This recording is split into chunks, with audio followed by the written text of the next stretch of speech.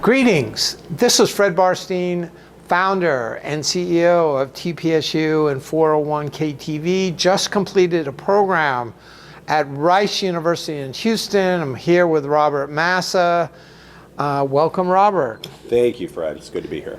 Okay, if we ask you a few questions. Absolutely. Okay.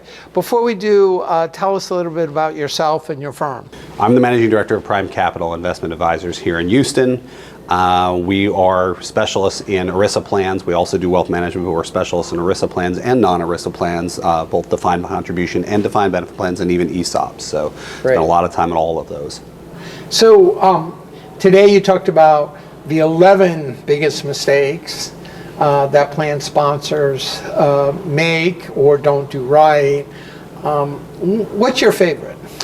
Well, of course, first and foremost, it is making sure that they understand the responsibilities of being a planned fiduciary, understanding the duty of prudence and understanding the duty of loyalty. But specifically, I get very passionate about cybersecurity. I was probably one of the first people to be screaming about cybersecurity before it was cool. The Department of Labor, as you know, came out with a set of guidelines about things that you need to be doing in regards to cybersecurity and how you protect the plan and the participants. They don't do that just willy-nilly.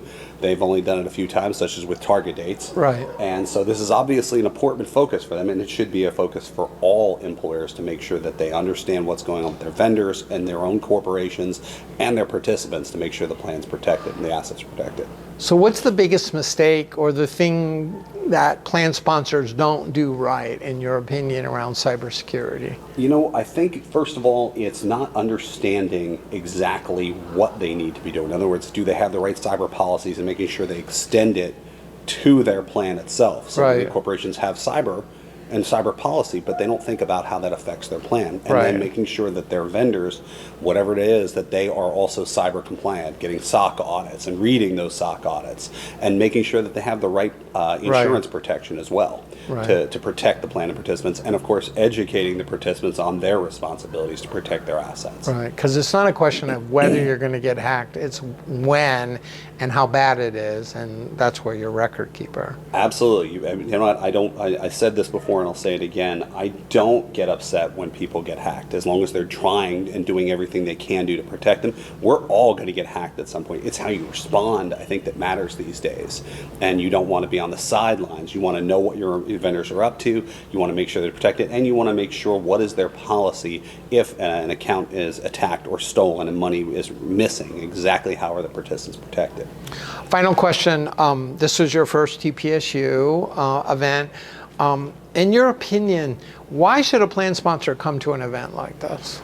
There is no way that a plan sponsor can possibly get enough fiduciary education. They really can't. And an event like this really gives them this incredible in-depth opportunity to get immersed in the fiduciary topics that, maybe committee meetings are an hour or 2 hours. You cannot possibly get this much fiduciary education all at once, and the opportunity to talk to peers as well, not just professionals, but other peers, and share their stories and the things that they're experiencing.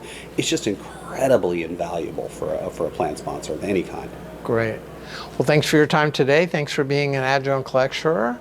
And thank you for watching TPSU. Please look out for a program or 401k TV, and look out for a TPSU program near you.